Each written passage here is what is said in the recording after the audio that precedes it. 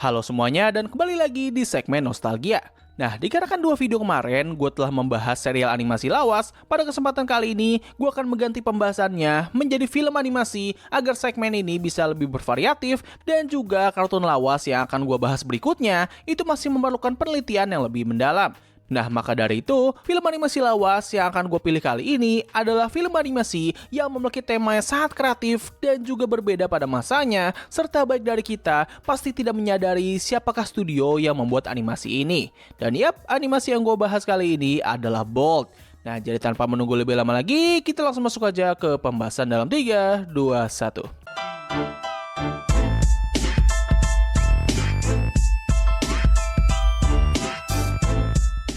Bolt merupakan film animasi asal Amerika yang dibuat oleh studio Disney dan rilis pada tahun 2008 lalu.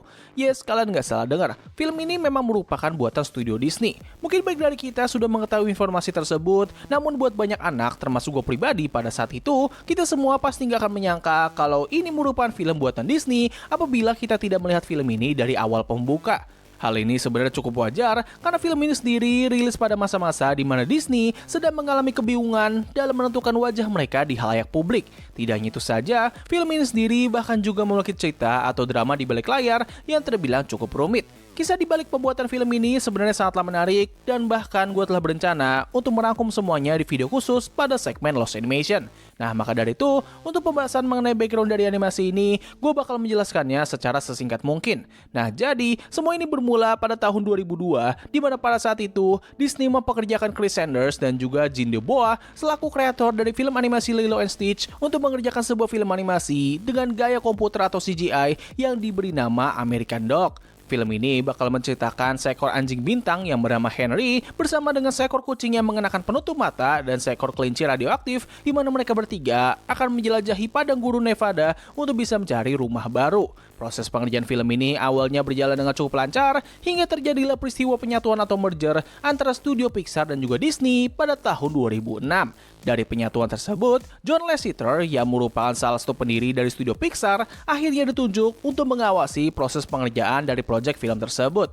Nah, tapi ketika ia melihat konsep awal dari film itu, John Lasseter bersama dengan para petinggi lainnya merasa kurang begitu puas dengan apa yang mereka lihat. Menurut mereka, konsep awal dari film ini memiliki jalan cerita yang cukup absurd dan juga nyeleneh. Mereka mencoba untuk memberikan saran kepada Chris Sanders untuk merubah beberapa aspek dari film tersebut, namun beliau masih tetap kekeh dan tidak ingin adanya perubahan dari film yang sedang ia kerjakan. Dikarenakan hal inilah, Chris Sanders akhirnya dikeluarkan dan digantikan oleh Chris William dan juga Bjorn Howard. Keduanya ditunjuk untuk melanjutkan proyek film tersebut dan melakukan perombakan besar-besaran mulai dari desain karakter hingga nuansa tempat dari film tersebut. Dikarenakan semua masalah sebelumnya, proses pengerjaan dari film ini pun akhirnya memiliki waktu yang terbilang cukup singkat, yaitu hanya 18 bulan saja, yang mana itu merupakan waktu yang jauh lebih singkat daripada pengerjaan animasi komputer pada umumnya yang bisa memakan waktu sekitar 4 tahunan. Nah, untungnya mereka dapat menyelesaikan itu semua tepat waktu hingga film ini akhirnya bisa tayang pada bulan November tahun 2018.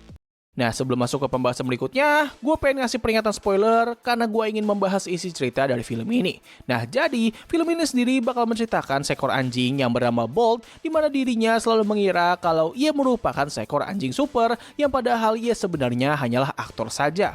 Momen pembuka dari film ini bakal menampilkan sebuah adegan action yang sangat keren di mana Bolt dan juga pemiliknya yaitu Penny sedang melacak keberadaan dari musuh utama mereka yaitu Dr. Calico yang telah menculik ayahnya Penny. Adegan pembuka ini benar-benar dibuat layaknya film action mata-mata dengan adegan kejar-kejaran yang cukup menegangkan hingga ditutup dengan momen paling badass di seluruh film ini yaitu ketika Bolt mengeluarkan gonggongan supernya yang mampu meratakan satu batalion yang sedang mengejar mereka.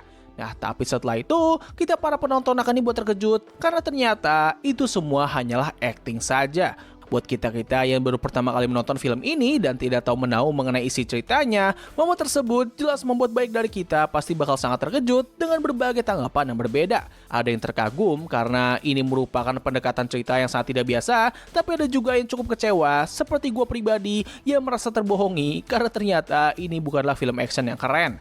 Nah, setelah adegan pembuka itu, kita akan diberitahu bahwa para pembuat dari acara tersebut ternyata berusaha sangat keras agar Bolt tidak pernah mengetahui kalau dirinya hanyalah seorang aktor saja. Mereka membuat semua adegan serealistis mungkin dengan satu take tanpa adanya cut, serta mereka juga tidak memperbolehkan Bolt untuk bisa keluar dari studio tersebut. Semua ini berjalan dengan sangat lancar hingga ketika mereka harus membuat sebuah adegan di mana Penny diceritakan telah diculik oleh Dr. Calico. Hal ini pun membuat Bolt percaya kalau Penny memang benar-benar telah diculik dan ia pun mencoba untuk mencarinya, yang mana hal ini berujung dengan dirinya ia masuk ke dalam sebuah kardus yang dikirim keluar kota.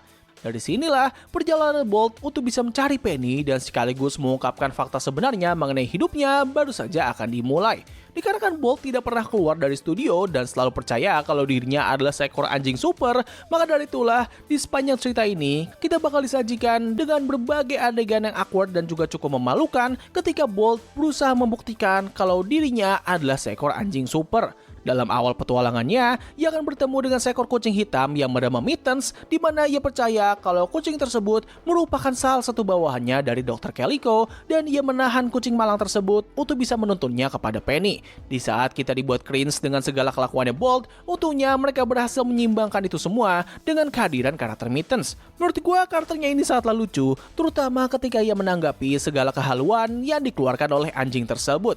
Ya bisa dibilang dia ini merupakan keterbalikan lah dari sang karakter utama, di mana Bolt digambarkan sebagai seekor anjing yang penuh dengan fantasi, sedangkan Mittens merupakan seekor kucing yang sangat realistis. Selain Mittens, petualangan Bolt ini juga akan ditemani oleh seekor hamster fanatik yang bernama Rhino yang mereka temui ketika Mittens sedang mengajarkan Bolt untuk bisa mencari makanan secara mandiri. Rhino sendiri digambarkan sebagai fans berat dari Bolt dan ia selalu mengikuti semua tingkah konyolnya Bolt, layaknya ia merupakan bawahannya. Walaupun sifatnya sangat halu, namun sosoknya ini akan bertindak sebagai breaking point dari keseluruhan cerita ini. Lewat semua dialognya yang cukup heboh, Mittens akhirnya baru sadar bahwa Bolt sebenarnya hanyalah seorang aktor TV saja.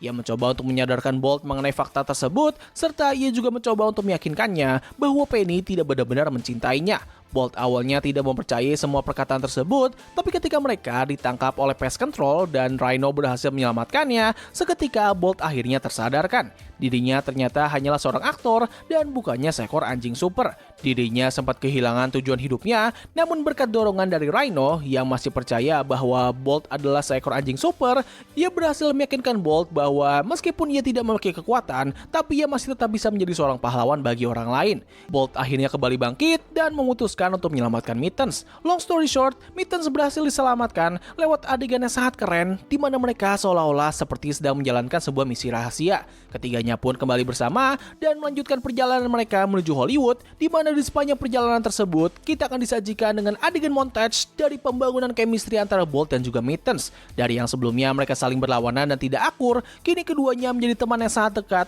setelah Bolt menyadari siapakah dirinya yang sebenarnya. Hubungan mereka memang dibangun dengan cukup singkat, tapi gue pribadi bisa sangat bersimpati kepada mereka berdua. Ketika gue berpikir kalau film ini hanya akan memberikan momen yang sangat emosional pada akhir film, well, seketika mereka memberikan sebuah adegan yang sangat luar biasa sebelum film ini akan mencapai klimaks. Momen ini terjadi ketika Mittens baru saja membangun tempat tinggal bagi mereka bertiga, di mana ia berpikir kalau Bolt sudah tidak ingin kembali bersama dengan Penny. Nah, tapi ketika Mittens mengetahui kalau Bolt ternyata masih memiliki keinginan tersebut, seketika dirinya dipenuhi dengan emosi yang sangat besar dan mencoba untuk menjelaskan kepada Bolt bahwa kasih sayang Penny itu sama saja seperti perannya sebagai seekor anjing super. Mittens berusaha keras untuk menyadarkan Bolt hingga sampai di satu titik di mana kita akhirnya sadar bahwa semua emosi tersebut ternyata disebabkan oleh trauma yang dialami oleh Mittens ketika dulunya ia dibuang oleh pemiliknya. Film ini nggak menunjukkan secara gamblang ataupun membuat adegan khusus yang menampilkan masa lalu tersebut, namun hanya lewat dialognya yang penuh dengan emosi, kita para penonton seharusnya sudah bisa memahami kenapa Mittens bersikap demikian. Buat gue, ini adalah salah satu contoh dari teknik show don't tell yang sangat bagus. Mereka nggak perlu menampilkan adegan flashback secara gamblang, karena semua ini sudah terangkum dengan sangat bagus lewat dialog dan juga perilaku yang ditunjukkan oleh karakter ini dari pertama kali diperkenalkan hingga sampai di titik tersebut. Nah, walaupun demikian, Mittens tentunya tidak bisa menahan Bolt dan dia pun menyuruhnya untuk pergi agar bisa bertemu kembali dengan Penny. Setelah Bolt pergi, Rhino berhasil menyadarkan Mittens dan membuatnya berubah pikiran untuk bisa mengejar Bolt. Jujur aja, buat gua adegan ini terasa agak kurang berkesan dan gak begitu memberikan kesan motivasi yang bagus untuk bisa merubah pikirannya Mittens. Tapi ya singkatnya, mereka bertiga sampai di Hollywood secara terpisah dan Bolt sempat hampir bertemu kembali dengan Penny, namun dirinya dibuat kecewa karena ia melihat Penny telah menemukan penggantinya. Nah, tapi tanpa Bolt sadari, Penny sebenarnya masih mencintai Bolt dan ia ingin bisa bertemu kembali dengannya, dan hal ini pun dilihat langsung oleh Mittens yang mana ia segera memberitahu Bolt mengenai informasi tersebut. Menurut gua, momen setelah pengungkapan masa lalu Mittens sampai di titik ini itu terasa sangat terburu-buru karena di sepanjang momen tersebut ada banyak sekali adegan yang sebenarnya memiliki bobot emosional yang lebih, tapi dikarenakan mereka mempercepat semua adegan tersebut, gua sebagai penonton akhirnya menjadi kurang begitu emosional terhadap momen-momen itu. Oh iya, gue hampir lupa menyebutkan, jadi selama Bolt menghilang, pihak manajernya Penny selalu berusaha keras untuk bisa menghiburnya, namun semua cara yang ia lakukan itu terlihat hanya seperti usaha agar Penny bisa kembali melanjutkan perannya. Semua usaha ia lakukan, termasuk dengan membawakan anjing baru yang sangat mirip seperti Bolt, namun mereka harus mengenakan kalung listrik agar anjing itu bisa berperilaku baik. Ya, hampir mirip lah sama yang dilakukan oleh streamer yang satu ini.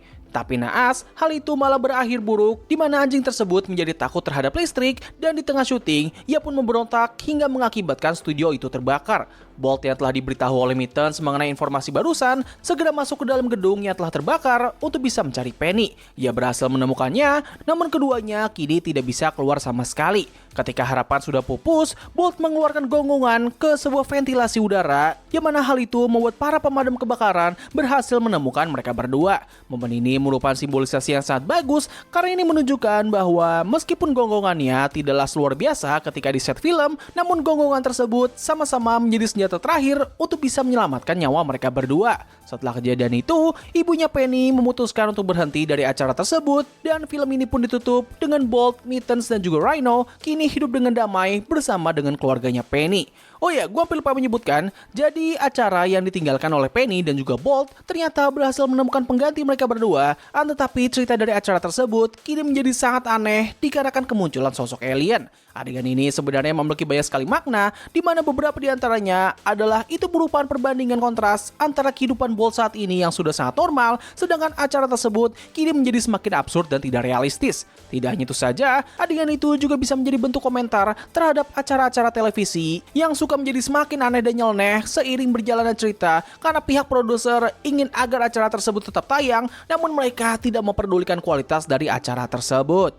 Nah, jadi begitulah seluruh pembahasan dari film Bolt. Sebuah film masa kecil yang awalnya sempat tidak gue suka dikarenakan jalan ceritanya yang tidak sesuai dengan apa yang gue harapkan. Tapi setelah menonton film ini kembali, gue pun akhirnya menjadi cukup suka terhadap film ini. Pada saat itu, gue menganggap kalau ini merupakan film yang paling revolusioner karena gue berpikir kalau ini merupakan film pertama yang memiliki konsep cerita yang seperti ini, yang padahal sebenarnya konsep tersebut telah digunakan dalam beberapa film, di mana salah satu yang cukup terkenal adalah The Truman Show. Setelah menonton film ini kembali, gue bisa katakan kalau ini merupakan film yang cukup underrated. Film ini seperti tertutup oleh era kebingungan Disney yang pada saat itu sedang berusaha keras untuk bisa menyesuaikan perubahan industri animasi yang sedang mengalami peralihan dari animasi tradisional menuju animasi komputer. Itulah kenapa animasi-animasi buatan mereka pada era ini cenderung kurang begitu dinotis oleh banyak orang, ataupun orang-orang yang menonton animasi tersebut tidak begitu sadar kalau itu sebenarnya merupakan animasi buatan Disney.